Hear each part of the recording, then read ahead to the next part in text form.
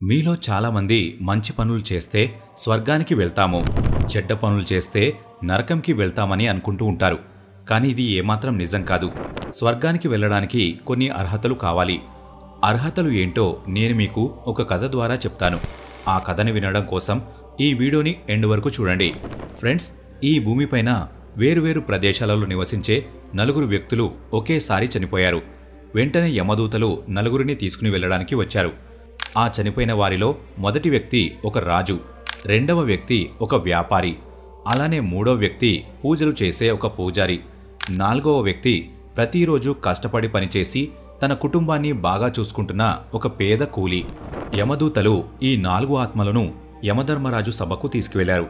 కాని సభకు ఇంకా యమధర్మరాజు రాలేదు. ఈలోపు వాళ్ళందరూ స్వర్గం నరకం గురించి మాట్లాడుకుంటున్నారు. ప్రతి ఒక్కరూ స్వర్గం కావాలని కోరుకుంటున్నారు. అందరికంటే ముందు రాజు మాట్లాడుతూ ఇలా అన్నాడు: యమధర్మరాజు నన్నే స్వర్గానికి పంపిస్తాడు. ఎందుకంటే నేను చాలా గొప్ప రాజుని. నేను ఎన్నో మంచి పనులు చేసి మంచి పేరుని సంపాదించాను. ప్రతి ఒక్కరూ నేను చేసిన మంచి పనుల గురించి మాట్లాడుకుంటూనే ఉంటారు. నా కోటకి వచ్చిన వారిని ఎప్పుడూ నేను ఒట్టి చేతులతో తిరిగి పంపించలేదు. ఎప్పుడు ఏదో ఒక బహుమానం ఇచ్చి పంపించేవాడిని. వాళ్ళకి నేను జీవితాంతం గుర్తుండే అంత ధనం ఇచ్చేవాడిని. నేను దానం చేసిన ధనంతో లక్షల మంది ప్రజలకి ఆహారం లభించింది. అలానే వారు నివసించడానికి కూడా ఏ ఇబ్బంది లేకుండా ఉంటుంది. అందుకనే నేను చేసిన పనిని చూసి యమధర్మరాజు నన్ను ఖచ్చితంగా స్వర్గానికి పంపిస్తాడని రాజు మిగిలిన 3 వ్యక్తులకు చెప్పాడు. రాజు మాటలు విన్న ధనిక వ్యాపారి మాట్లాడుతూ, నేను భూమి మీద నివసించినప్పుడు చాలా ధనం సంపాదించాను. ఆ డబ్బుతో లక్షల మంది ప్రజలకు సహాయం చేశాను. నేను సంపాదించిన దానిలో 11వ భాగాన్ని కష్టాలలో ఉన్న ప్రజలకి సాయం చేయడానికి ఉపయోగించాను. నేను చేసిన మంచి పనులను చూసి ధర్మరాజు నన్ను స్వర్గానికి పంపిస్తాడు.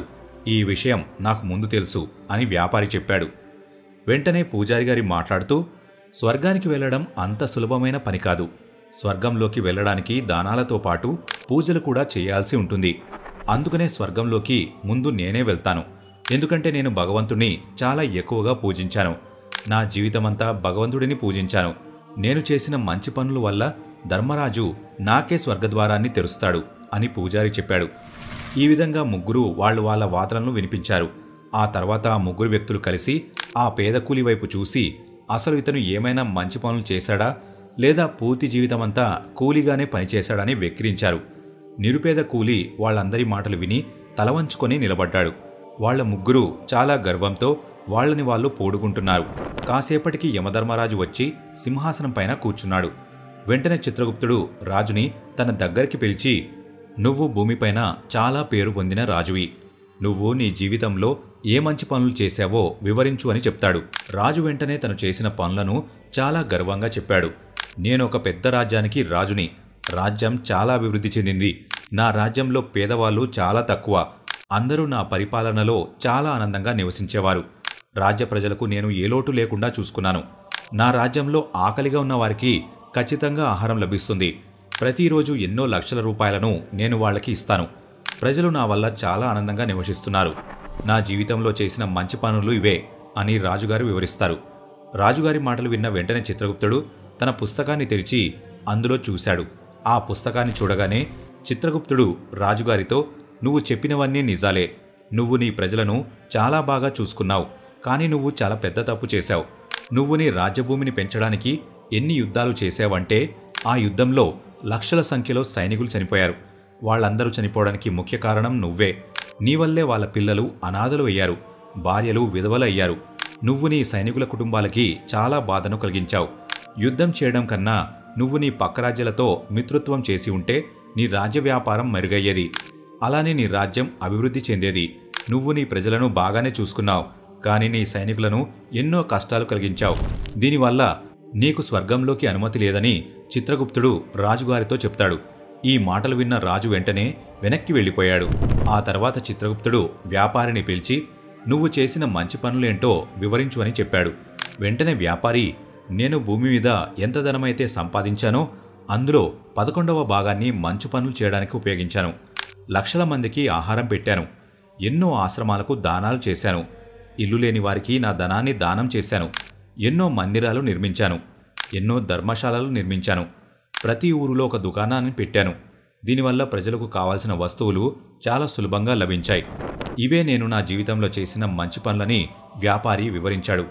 వ్యాపారి మాటలు విన్న తర్వాత చిత్రగుప్తుడు తన పుస్తకాన్ని తెరిచి ఆ వ్యాపారి జీవన సారాంశాన్ని చూశాడు. వెంటనే చిత్రగుప్తుడు, నువ్వు చెప్పినవన్నీ నిజాలే. నువ్వు భూమిపైన చాలా దానధర్మాలు చేశావు.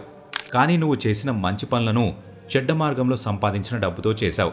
ఆ డబ్బును సంపాదించడానికి ఎన్నో అబద్ధాలు చెప్పావు. నువ్వు ఎన్నో నకిలీ వస్తువులను అమ్మావు. నీ దారికి అడ్డు వచ్చిన చిన్న చిన్న వ్యాపారులను తొలగించుకున్నావు.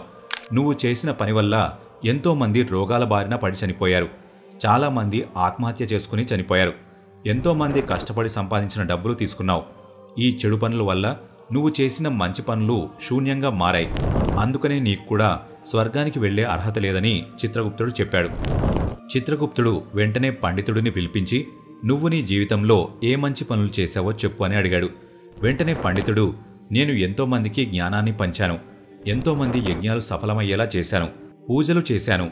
ఉదయం నుంచి సాయంత్రం వరకు నేను ప్రతిరోజు ఈశ్వరుడిని పేరునే స్మరించాను. వేల మంది కన్యలకు వివాహాలు చేయించాను. లక్షల మందికి పిండ ప్రదానం చేశాను. లెక్కలేనంత మందికి మార్గదర్శనం చేశాను. వీటన్నిటికంటే మంచి పనులు ఇంకేముంటాయని చెప్పాడు. వెంటనే చిత్రగుప్తుడు తన పుస్తకాన్ని తెరిచి పండితుడి జీవిత సారాంశాన్ని చూశాడు. పూజారి గారు, మీరు చెప్పింది అంతా నిజమే.